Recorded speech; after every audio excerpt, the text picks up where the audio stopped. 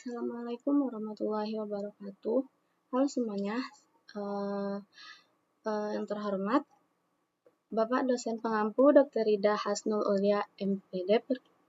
Perkenalkan, saya Airina Vitasari dengan NIM 250260001. Saya berasal dari Prodi Informasi Perpustakaan dan Kearsipan jenjang D3 Sekolah Vokasi Universitas Negeri Padang. Di sini saya akan mempresentasikan peran teknologi digital dalam meningkatkan akses pendidikan berkualitas di Indonesia. Kajian konseptual berbasis SDGs Tujuan 4. Di sini abstrak konseptual ini mengkaji peran teknologi digital dalam meningkatkan akses pendidikan berkualitas di Indonesia dalam kerangka SDGs Tujuan 4.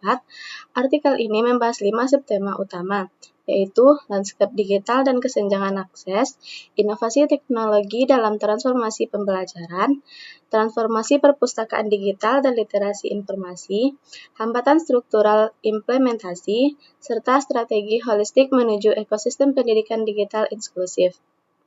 Disimpulkan bahwa teknologi digital merupakan instrumen strategis yang menyajikan, namun hanya optimal bila disertai kebijakan tepat, mengembangkan SDM berkelanjutan, dan berkolaborasi multi pihak. Selanjutnya, pendahuluan 3,4 juta anak usia sekolah di luar sistem pendidikan formal, 3,49 indeks literasi digital nasional, 50% siswa rural kesulitan mengikuti PJJ saat pandemi COVID-19. Konteks dan masalahnya, yang pertama, transformasi digital mengubah akses pengetahuan namun tidak merata. Yang kedua, SDGs Tujuan 4 mengamanatkan pendidikan inklusif, merata, dan berkualitas bagi semua kalangan. Yang ketiga, pandemi COVID-19 mengekspos kesenjangan digital yang bersifat laten menjadi krisis pendidikan akut. Yang keempat, berbagai platform e-learning seperti Ruang Guru, Zenius, Kuiper telah membuktikan jangkauan luas, namun hambatan struktural masih besar. Selanjutnya, metode penelitian. Yang pertama, ada identifikasi topik, pengumpulan sumber, analisis sintesis, perumusan rekomendasi. Selanjutnya, ada hasil pembahasan. Di sini ada 5 subtema utama, yaitu landscape digital dan kesenjangan akses, inovasi teknologi dalam pembelajaran, perpustakaan digital dan literasi informasi, hambatan struktural implementasi, strategi holistik ekosistem digital.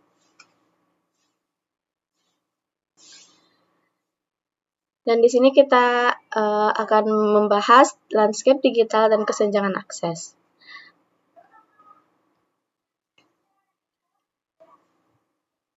Temuan kuncinya 3,4 juta anak usia sekolah di luar ekosistem pendidikan formal, mayoritas dari keluarga miskin di daerah 3T. Yang kedua, APM SMA sederajat dapat di pedesaan masih jauh di bawah rata-rata nasional.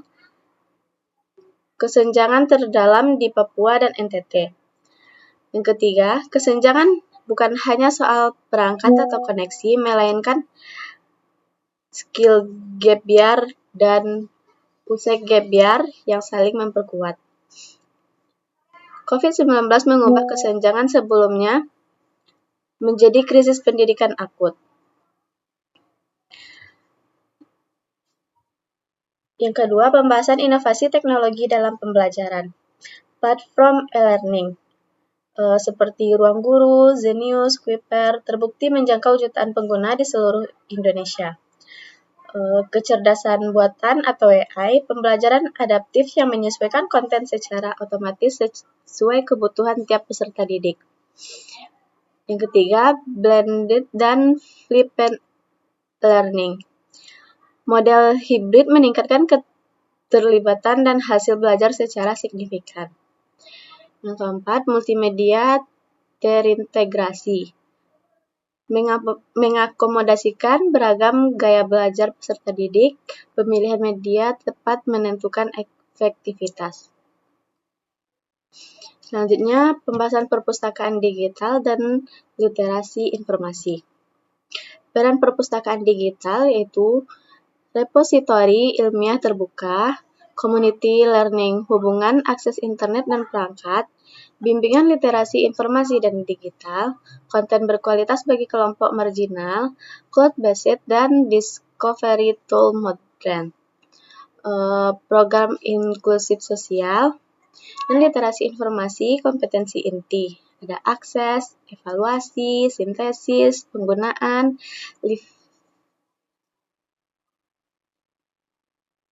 dan selanjutnya pembahasan hambatan struktural implementasi. Yaitu ada access barrier, kesenjangan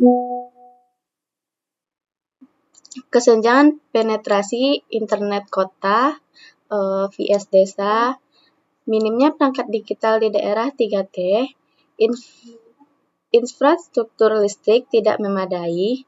Selanjutnya, capability barriers, adanya rendahnya literasi digital guru dan siswa, kompetensi pedagogis, teknologi rendah, konten lokal dan daerah sangat terbatas.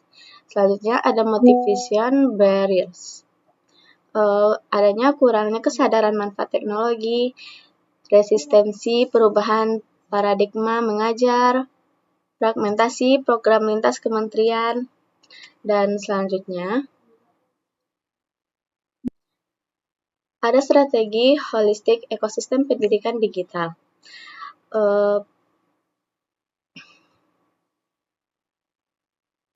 Pilar strategi implementasi yaitu ada penguatan infrastruktur digital nasional hingga pelosok, integrasi literasi digital sebagai kompetensi lintas kurikulum sebagai jenjang pendidikan, transformasi perpustakaan menjadi community learning hubungan berbasis digital, sinergi pemerintah, lembaga pendidikan, sektor swasta, dan terstruktur berorientasi tujuan.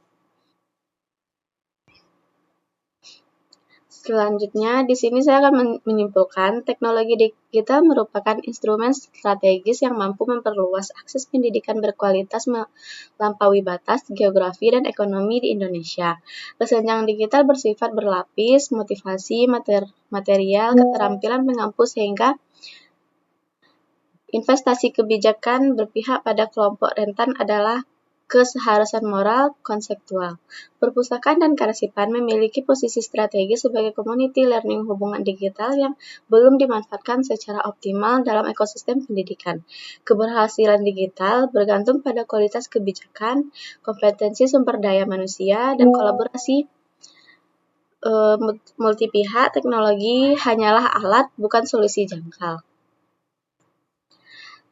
Di sini ada saran dan rekomendasi, ada pemerintah, lembaga pendidikan, perpustakaan, dan swasta. Saran pemerintah yaitu koordinasi lintas sektoral, digitalisasi pendidikan, kebijakan afirmatif dan subsidi daerah 3T, sinkronisasi undang-undang Sisdiknas dengan kebijakan TIK.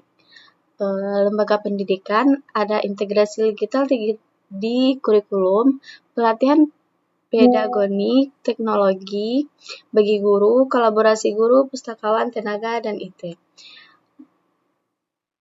Selanjutnya perpustakaan, transformasi ke community learning hubungan digital, program literasi informasi dan digital masyarakat, perluasan program inklusif sosial perpustakaan Republik Indonesia, dan swasta dan akademik, kemitraan strategis perluas akses daerah terpencil, riset efektivitas model digitalisasi pendidikan, kajian faktor keberhasilan literasi digital di 3T. Dan selanjutnya, teknologi digital bukan solusi tunggal, tetapi instrumen yang menjanjikan bila disertai kebijakan tepat, sumber daya manusia berkualitas, dan kolaborasi multi pihak. Sekian presentasi dari saya. Bila ada salah, mohon maaf.